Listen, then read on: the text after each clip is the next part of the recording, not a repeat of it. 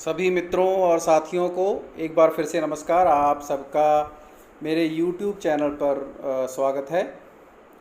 आज हिंदी व्याकरण में विषय है तत्सम और तद्भव शब्द। हम सभी जानते हैं कि हिंदी की उत्पत्ति जो है वो संस्कृत भाषा से हुई है और समय समय पर इस भाषा में बहुत सारे नए शब्द भी शामिल हुए हैं या उनमें परिवर्तन हुए हैं। तो वीडियो पर आगे बढ़ने से पहले आप सभी से ये विनती है कि आप सभी मेरे चैनल को सब्सक्राइब करें और बेल आइकॉन का बटन ज़रूर दबाएं ताकि आपको समय समय पर नोटिफिकेशन मिलते सके। अब हम चलते हैं तत्सम शब्द। सबसे पहले तत्सम शब्द होता क्या है। देखिए, संस्कृत भाषा से आए वो शब्द जो संस्कृत के रूप में ही हिंदी में प्रयोग हो रहे हैं। तो मतलब जैसे वो संस्कृत में थे वैसे ही वो हिंदी में आ गए, उसी तरह उनका कोई रूप नहीं बदला, वैसे ही वह प्रयोग हो रहे हैं। जैसे अग्नि, सूर्य, पुत्र, वायु या क्षीर। तो इस तरह के बहुत सारे शब्द हैं जो इसी प्रकार आज भी हिंदी में प्रयोग होते हैं। दूसरी तरफ तद्भव शब्द की अगर हम परिभाषा देखें तो ये वो शब्द हैं जो निकले तो संस्कृत से ही हैं, लेकिन उनका जो रूप है वो बदल गया है और हिंदी में प्रयोग हो रहे हैं। तो उनमें से थोड़ा सा जो उनका जो रूप है वो सिंपल हो गया है, साधारण हो गया है। जैसे अग्नि से आग हो गया, सूर्य से सूरज हो गया और क्षीर से खीर शब्द में परिवर्तित हो गया। तो इस प्रकार ये शब्द जिनका अर्थ तो वही है लेकिन इनका जो रूप था उसमें परिवर्तन हो गया है और ये इस प्रकार प्रयोग हो रहे हैं। तो आगे देखते हैं तत्सम और तद्भव को पहचानने के नियम। अब देखिए इसमें नियम क्या है। तत्सम शब्दों के पीछे क्ष वर्ण का प्रयोग होता है और तद्भव शब्दों के पीछे ख या श शब्द का प्रयोग होता है।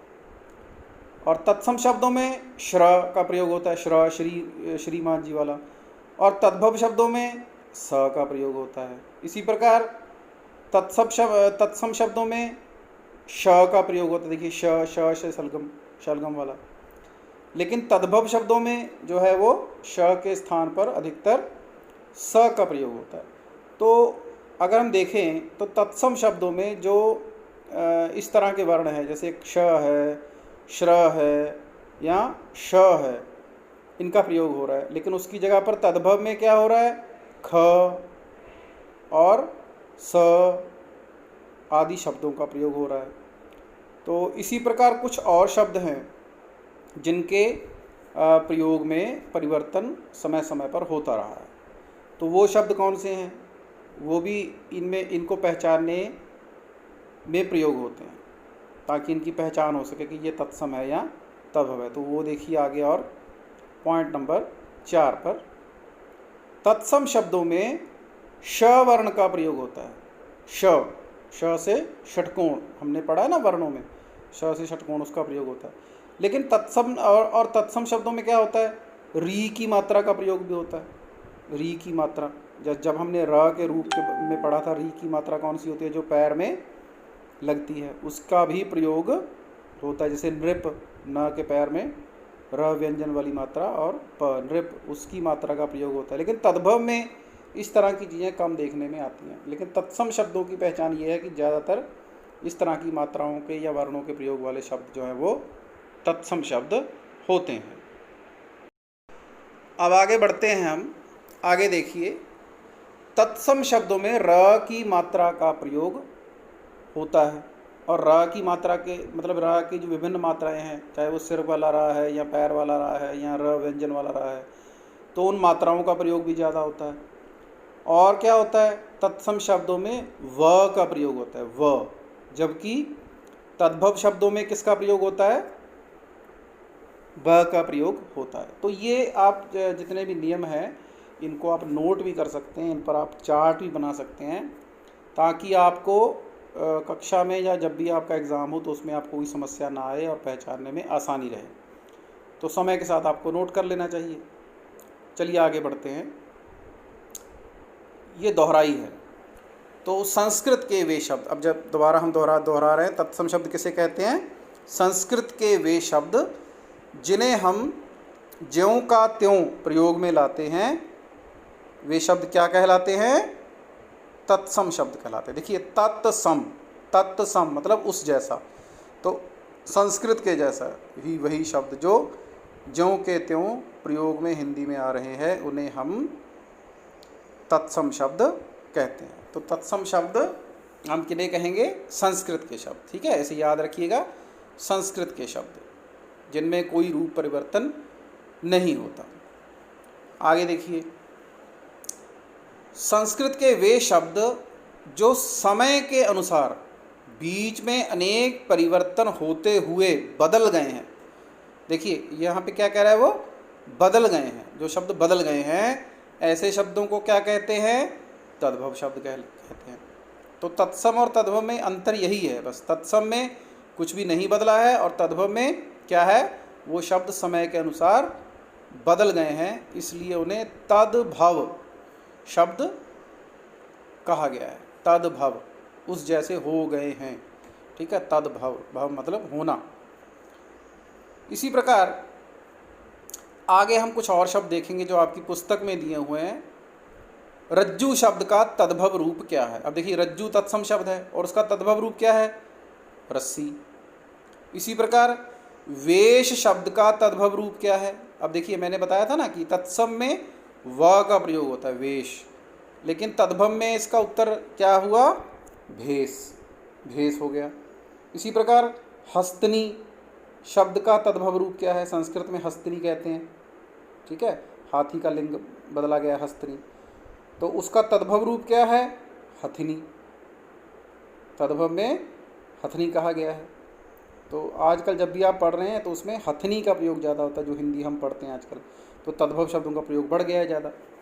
आगे देखिए, सौभाग्य शब्द का तद्भव रूप क्या है? क्या है सौभाग्य का तद्भव रूप? सुहाग। और संध्या शब्द का तद्भव रूप क्या है? शाम। तो संध्या संस्कृत में हम कहते हैं संध्या वंदन करना, संध्या वंदन करो, संध्या की पूजा कर लो। ठीक है, लेकिन तद्भव में संध्या को क्या कहा गया? शाम, तो उसका रूप परिवर्तित हो गया शाम। इसी प्रकार होलिका शब्द का तद्भव रूप क्या है? होली। जैसे आजकल हम कई बार लिखते हैं ना, होली पर लेख लिखो, तो होलिका तो नहीं लिखते, तो होलिका तत्सम शब्द था, लेकिन आसान बनाने के लिए उसको होलिका को क्या बना दिया गया? तत्सम से तद्भव होली, तो वो होली शब्द बन गया। तो इस प्रकार ये शब्द परिवर्तन हुए हैं। इसी प्रकार और शब्द देखिए, साक्षी शब्द का तद्भव रूप क्या है? साखी। ठीक है, साक्षी को साखी। स्वर्णकार को सुनार। सुनार शब्द आम प्रचलित है आजकल, पंजाबी में हम सुनार कह देते हैं, लेकिन हिंदी में वो शब्द क्या है? सुनार तद्भव रूप। और संस्कृत में क्या कहते थे? स्वर्णकार। स्वर्ण मतलब सोना, तो जो सोने का काम करता है वो स्वर्णकार, लेकिन तद्भव शब्द क्या हो गया? सुनार। इसी प्रकार सज्जा शब्द, संस्कृत में सज्जा शब्द का प्रयोग होता है, तो उसका तद्भव रूप क्या है? साज। ठीक है, सज्जा से क्या बन गया? साज। तो सज्जा मतलब जो आपके कपड़े वगैरह होते हैं। अब देखिए, जो आपकी पुस्तक में एक्सरसाइज दी गई है या कुछ शब्द दिए गए हैं, उनको हम यहाँ पर रिवाइज करेंगे। तत्सम और तद्भव शब्द, जैसे अंगुली का उंगली, अंधकार का अंधेरा, अग्र का आगे, अश्रु का आंसू, अंध का अंधा। ठीक है, फिर अग्नि का देखिए, अग्नि का तद्भव क्या हो गया? आग। इसी प्रकार अर्ध का आधा। और अक्षी का क्या हो गया? आँख। अब तत्सम में आँख को क्या कहा गया है? अक्षी, लेकिन तद्भव में क्या कहा गया है? आँख। तो ये जितने भी शब्द हैं इनको आप बार बार पढ़िए, तो बार बार पढ़ने से ये आपको एक बार याद हो जाएंगे। ठीक है, और आगे कुछ शब्द देखते हैं, जैसे आम्र का आम, आश्चर्य का अचरज, ऊष्ट्र का ऊँट, ओष्ठ का होंठ, कीट का कीड़ा, काष्ठ का काठ, कुपुत्र का कुपूत, ग्राम का गांव, आश्चर्य का क्या हो गया? आसरा, उच्च का क्या हो गया? ऊंचा, उज्ज्वल का उजाला हो गया, कर्म का काम, तो ये बार बार इनको पढ़ो, ठीक है, बार बार पढ़ना चाहिए इनको, बार बार पढ़ने से ये आ जाएंगे। कर्ण का कान, कुंभकार का कुम्हार, ठीक है, और कूप का कुआं। अब देखो कुआं को तत्सम क्या कहा गया है, कूप, और गधर्व को गधा, तो ये तत्सम से तद्भव इनका रूप बदल गया है। अब देखिए ये एक्सरसाइज दी गई है आपकी पुस्तक में, तो यहाँ पे मैंने इसका हल भी डाल दिया, इसके उत्तर भी लिख दिए, आप लिख लेना। जैसे कोकिल का कोयल, कंटक का कांटा, कपाट का किवाड़, परहेलिका का पहेली, पीत का पीला, ये सभी आपने कॉपी में लिखना है। बाहु में बाह, कच्छप कछुआ, काष्ठ काठ, छिद्र छेद, अष्ट आठ, फागुन फाग, हीरक हीरा। तो ये आपका गृह कार्य भी है, होमवर्क भी है, इसको आप करिए ताकि आपकी प्रैक्टिस हो जाएगी, ठीक है। तो इसको आप लिख लेना, इसके उत्तर मैंने देखिए लिख दिए हैं। इसी प्रकार अगली एक्सरसाइज जो थी वो थी जैसे कबूतर का कपोत, घी का घृत, जेठ का ज्येष्ठ, ये तद्भव से तत्सम है।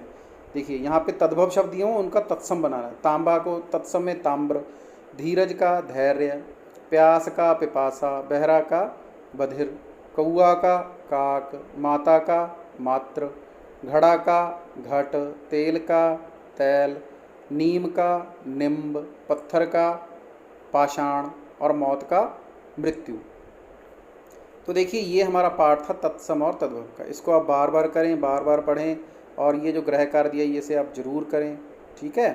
तो हम फिर मिलेंगे नए लेसन के साथ। अगर आपको ये वीडियो पसंद आया हो और मेरे चैनल पर इस वीडियो को देखकर आपके ज्ञान में वृद्धि हुई हो तो मेरे चैनल को आप ज़रूर सब्सक्राइब करें, ठीक है, और बने रहें।